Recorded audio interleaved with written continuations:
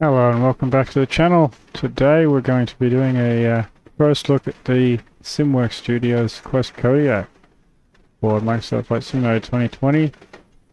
First thing I noticed, prop doesn't seem to be spinning, so hopefully that resolves itself once it gets out of the cinematics. I've got, loaded up in PNG, where I grew up, and watched these fly regularly. Switch to offline mode, okay. Ready to fly, and there we go. Now it's working. Prop spinning properly. Are we in low idle or high idle?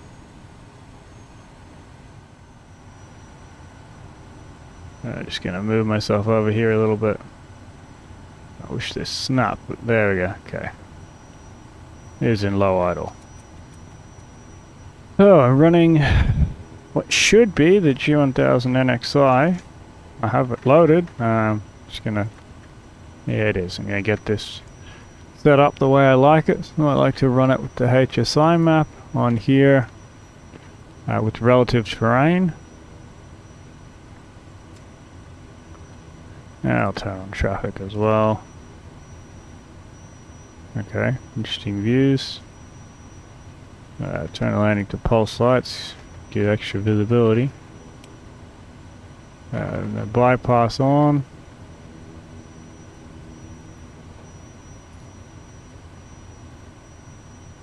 So that view, where's the view? Okay, so that's the throttle quadrant. Fuel selectors, circuit breakers. Nice dash cam. Interesting, so I don't see any passengers here. I'll go ahead and see if I can change that, because I know they're supposed to... Oh, okay, so it hasn't saved my... weather. Not weather, my passenger setup that I prepared prior to the flight. I'm going to go ahead and put in a co-pilot. Okay, so I haven't put them in.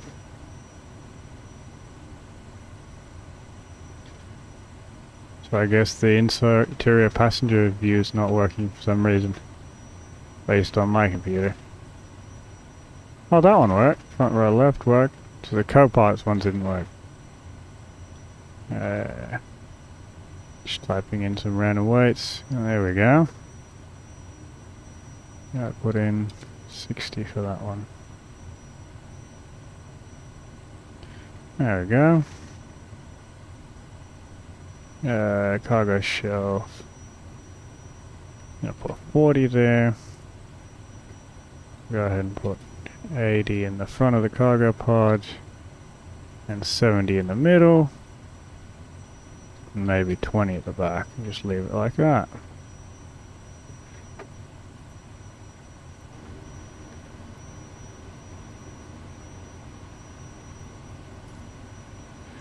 Alright. I got that set up. Gonna be a relatively short flight to Wewak. Aircraft is set up and ready to go on runway 33. Nice, beautiful. This is a default airport, sitting on the top of a mountain. Quite like the scenery for PNG in this simulator. Alright, let's get this ready to go. Go for high idle.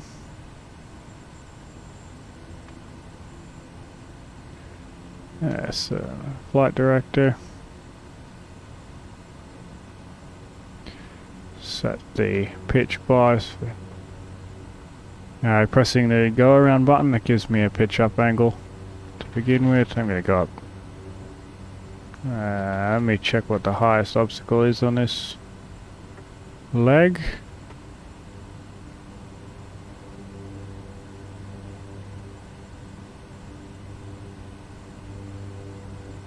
Seven and a half thousand. I'm going to go to 10,000 feet.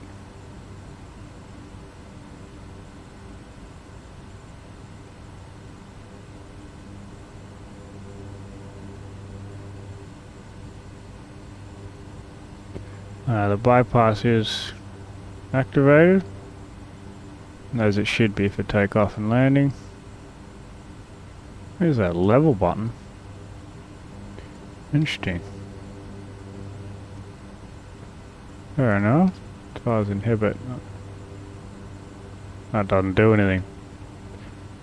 Fair enough. I'm gonna go ahead and get this thing on its way. I'm gonna synchronize my heading bug.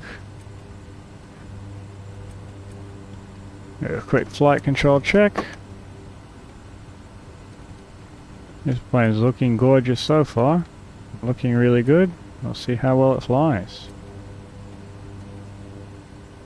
The sounds are pretty good too. Now, actually, that is, they provide a takeoff power chart to go with it.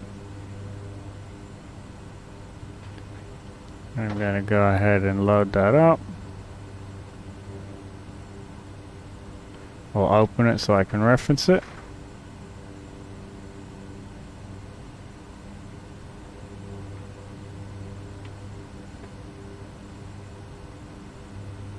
Takeoff maximum torque. 6,000 feet. At 18 degrees. It's going to be 1440. Foot-pounds is the maximum torque. We go 1390, and it should slowly rise up to 1440 from there.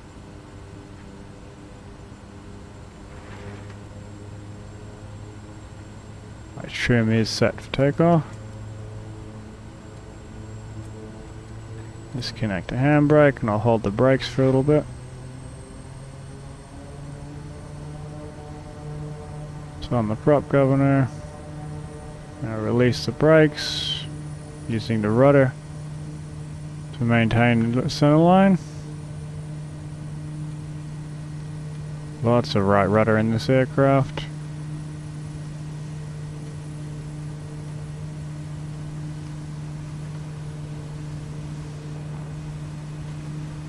Over the edge, 60 knots rotate. Wow, that's a lot of right rudder.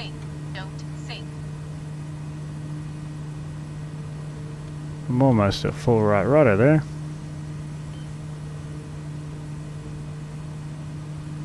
There we go.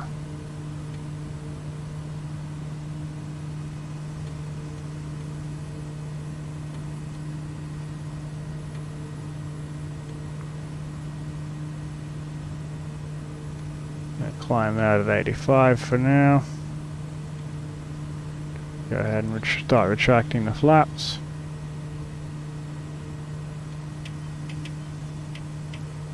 And trimming. That could have been a better takeoff, but I messed that one up because I'm not used to how this is the flight model of this aircraft yet.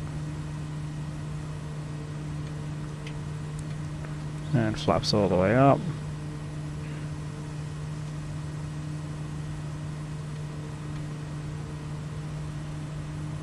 Go ahead and start turning to the right. 100 knots, I'm going to engage indicated airspeed, well, flight level change to hold the 100 knots.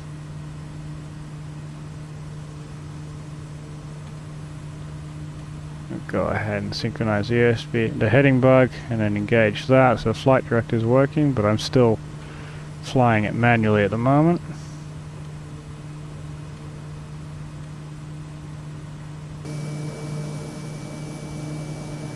Interesting, the rear flight controls are jittering a little bit. Well, the horizontal stabilizer.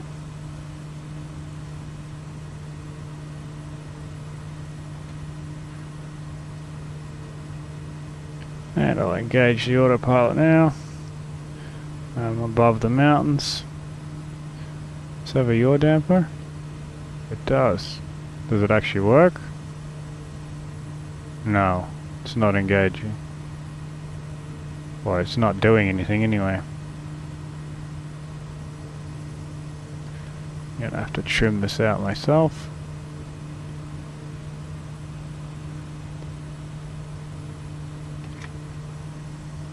It actually worked, about half right or quarter right rudder, whatever that is. The bottom of the gauge there.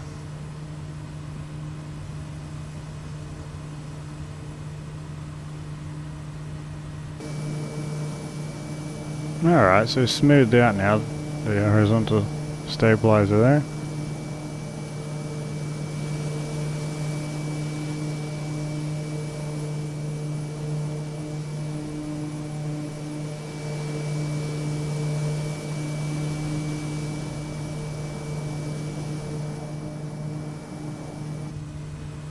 And it's climbing at this kind of climb speeds that I would expect for a Kodiak. Just looking to see if they put the placard inside the cab for the maximum torque settings or not. Doesn't look like they have.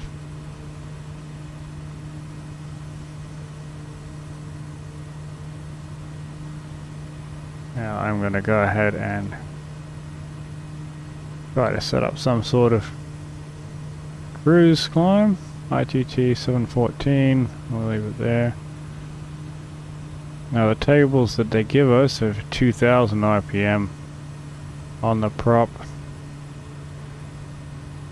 Apparently in the real plane, so there's this notch in the propeller lever here.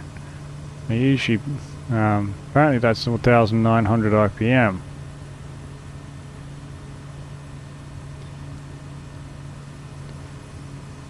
I'm not sure if I'll use 2000 or if I'll go all the way down to 1900 RPM. Kind of curious to see if they've modeled that notch at all. If the propeller lever has a almost like a detent there. Let's see. Oh, they have. They've set it up so that all the way back is that notch. Interesting. It's gonna be 1880.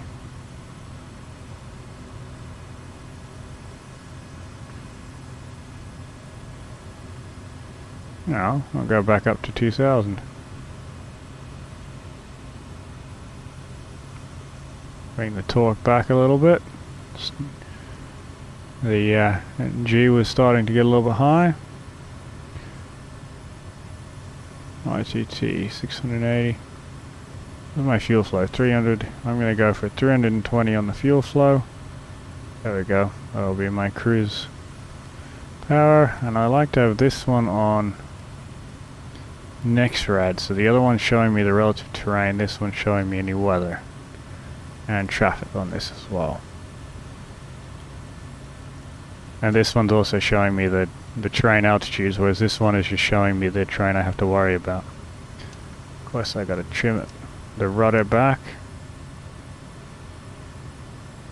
Now that I've leveled out, and I can turn off the bypass. Which of course will affect the should affect the temperatures and everything. An inlet normal. Interesting. It's got still got a warning on the G1000 there. We have half an hour left on the flight time. 84 miles. Estimated 28 minutes en route. I'm so used to flying the Caravan where that preset is for the MFD. Go ahead and see if I can load an approach into WEWAC.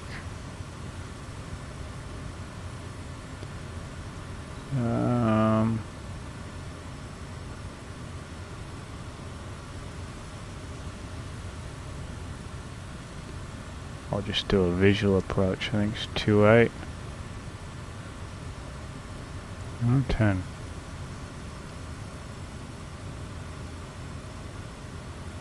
No, runway 28. That's what I want. Now you go for a straight in. Now I'll go ahead and activate that. Now it says 17 minutes till top of descent. Gives a bit of time to just enjoy the flight.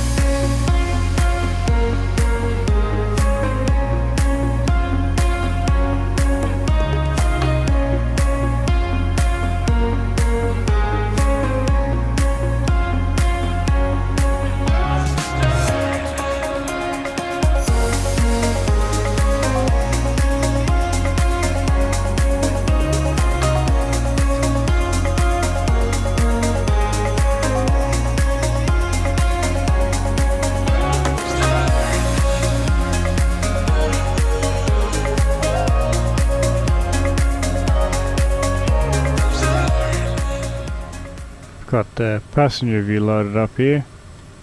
This is probably more where I'm the most used to flying in this plane from. Never actually flown it in real life, but I've flown in them in real life. Fantastic bush planes.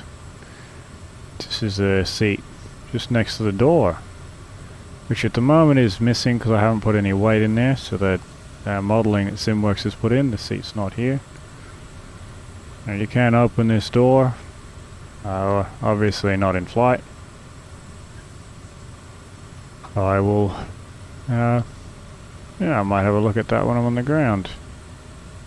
It's got the cup holders modelled. Even got the cup holders modelled for the passengers. That is excellent. Are there any cup holders for this seat? No. There's the rear cargo shelf. Fire extinguisher. The fold out steps here.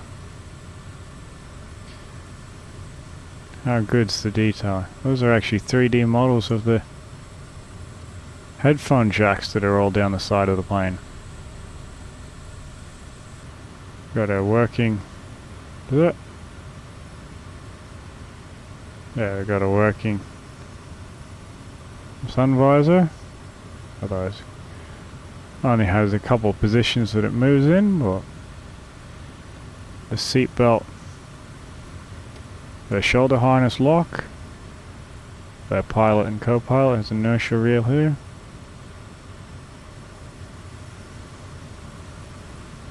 That is a different seat buckle to the one that I'm used to, but it's a standard airplane buckle anyway.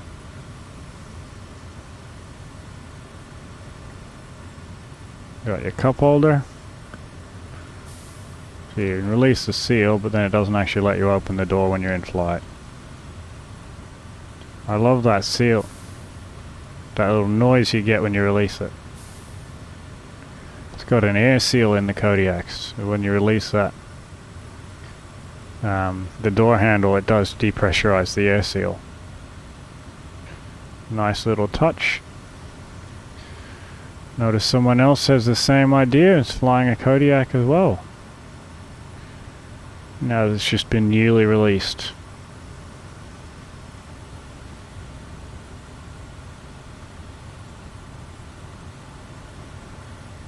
We're about 25 miles away from the top of descent.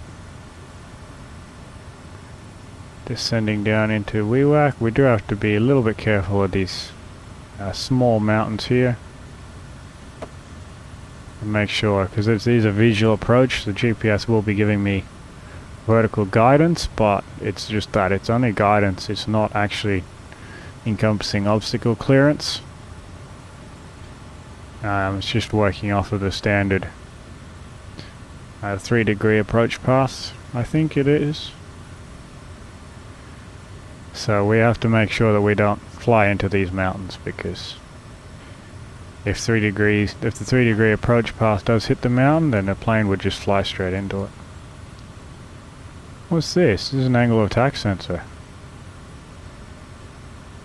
It's interesting. I hadn't noticed that when we took off. I'll have to see if I can pay a little bit more attention to it when we land.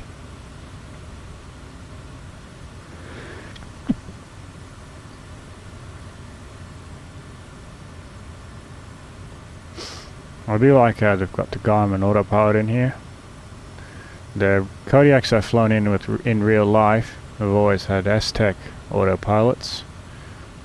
I think nowadays they're coming out with the Garmin autopilots and NXIs in them, but I'm not 100% sure about that. I know the Kodiaks have always had the 3-screen G1000 in them. It's a fantastic addition to bush flying. We've got some nice clouds coming up. I'm so used to that being the MFD screen.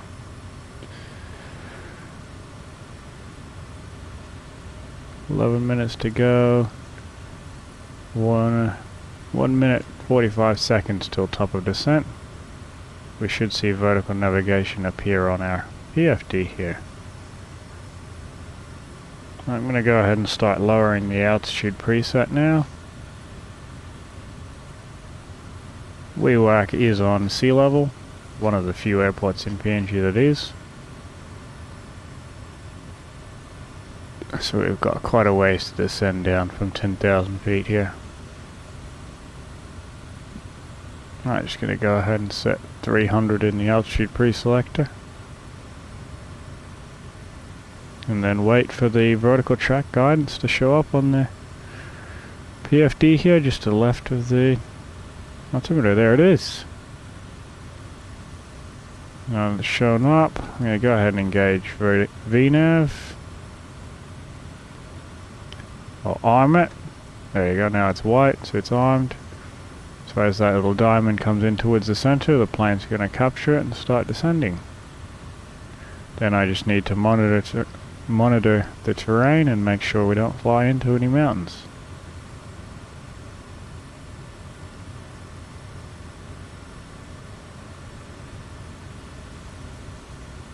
Also, I will probably need to reduce the throttle a little bit, depending on our airspeed, but I'll see how that goes.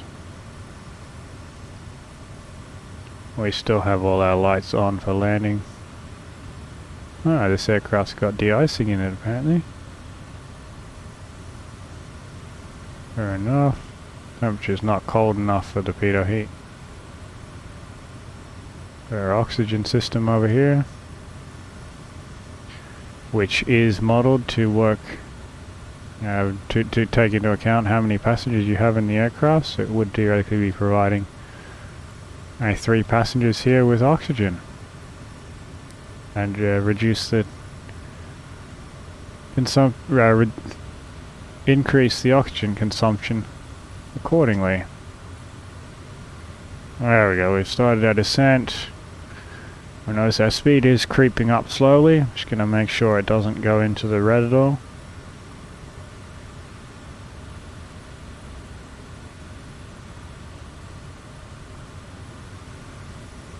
Yeah, it is an angle of attack sensor sitting up on the glare shield there.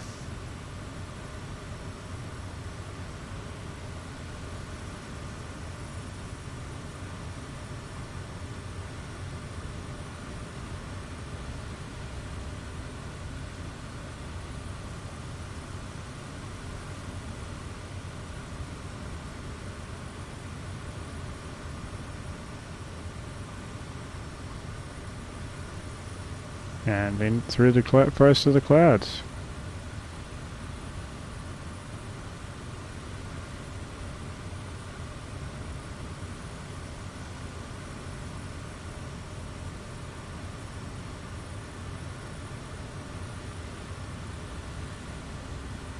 There we go, a little tiny bit of turbulence going through the cloud.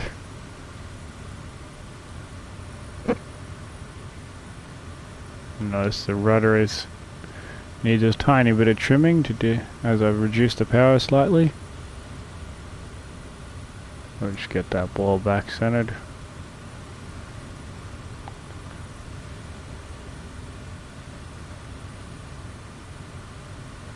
I'm going to increase the range of this map to 5 miles.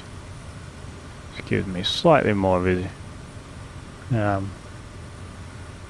visibility on the map.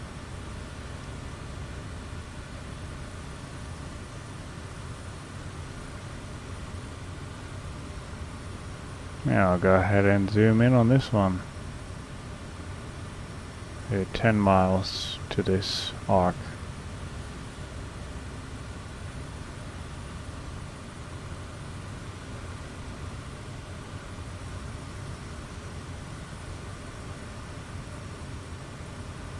Now coming down below 5,000 feet, I'm going to go ahead and engage the bypass again. I could leave it later, but I'm going to engage it now.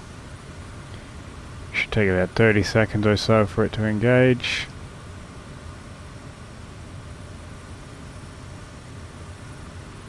There we go, it's engaged now. I didn't see the engine instruments moving all that much with the engaging of the bypass. Bypass, there's a little flap in the engine intake that changes the airflow through the intake to try and make it more difficult for solid objects such as rocks and birds and ice to make it through and actually go back into the engine. That's why it's used when you're low to the ground and taking off and landing, especially on bush strips.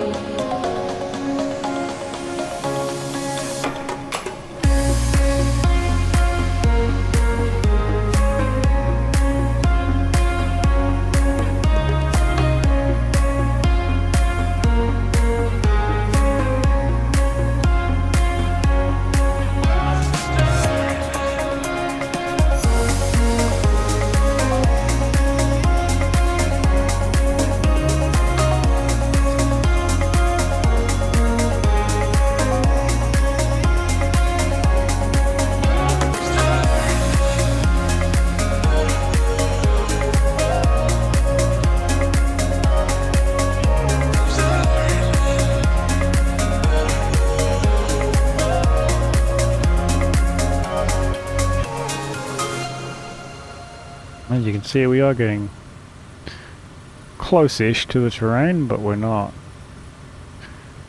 too close to it. We will clear it.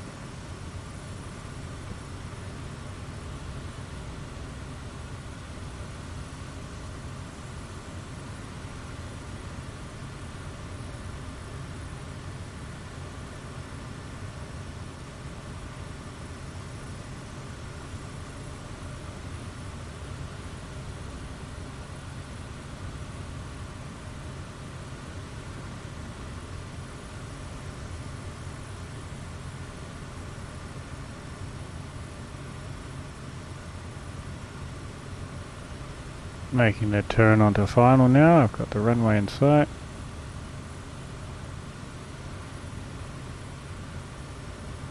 Yeah, start slowing the aircraft down so I can deploy some flaps and get it landed. So 138 is the maximum speed for flaps 10. It's descending a little bit too fast now. Looks like a slight hill before the airport. Well, there's definitely some trees anyway.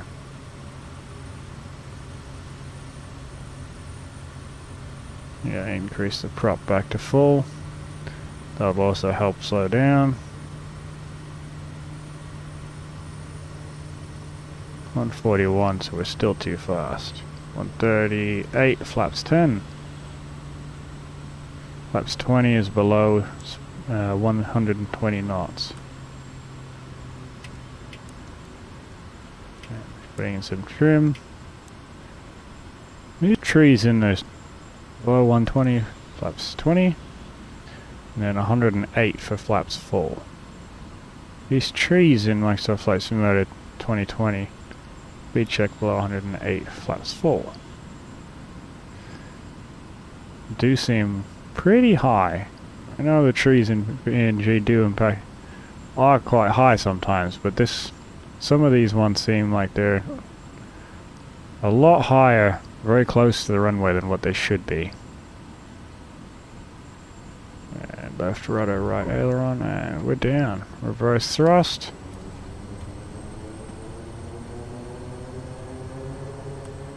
And low idle.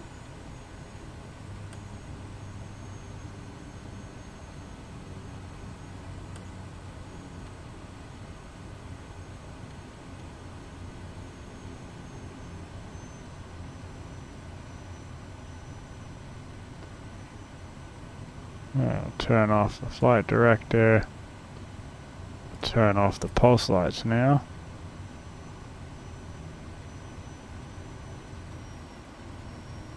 Nope, that's not what I wanted.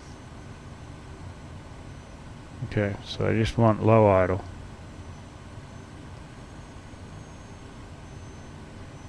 Interesting the way that's condition lever is moving.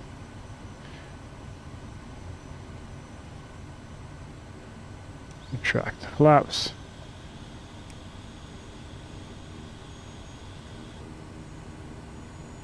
We'll taxi in.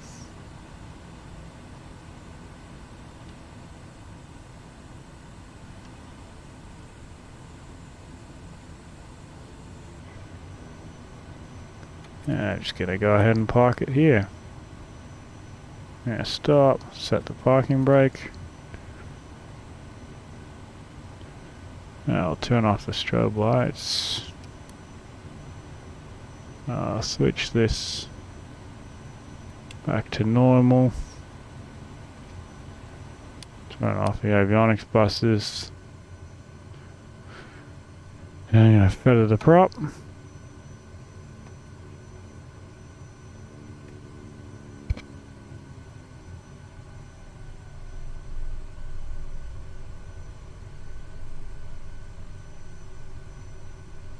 Before shutting off the fuel. The condition lever.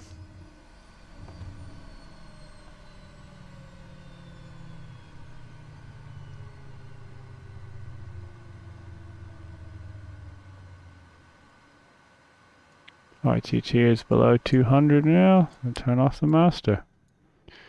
Now I'll go ahead and open this door. Did a little bit of a hiss from the air, but not much. And there it goes. The door is open.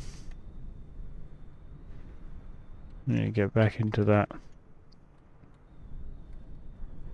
passenger view. And we'll open up this rear door.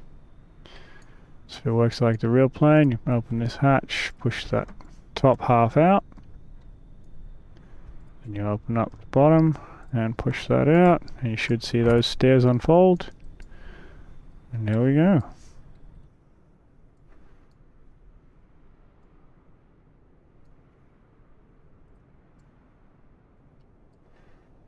It's the first look at this very nicely modeled SimWorks Studios Quest Kodiak. It sounds, at least to my untrained ear, I have flown it in real life several times, it sounds very close to the real plane, and well, I haven't flown it myself, so I'm not sure, I can't be definitive on the flight model, but it feels very similar to what the real thing would what I imagine it would feel like to fly, and what I've heard the pilots describing it as. I hope you enjoyed this short flight to WeWack and this first look at the Quest Kodiak. Again, it's made by SimWorks Studios, and I highly recommend it. It's a fantastic little bush plane. It looks a little bit like a baby Caravan, but in terms of its performance on short fields and soft fields and climbing around mountains, this aircraft is phenomenal. It carries a little bit less than a Caravan, but it's designed for a purpose, and that purpose is to handle bush extremely well. I hope you enjoyed the video, and I'll see you next time.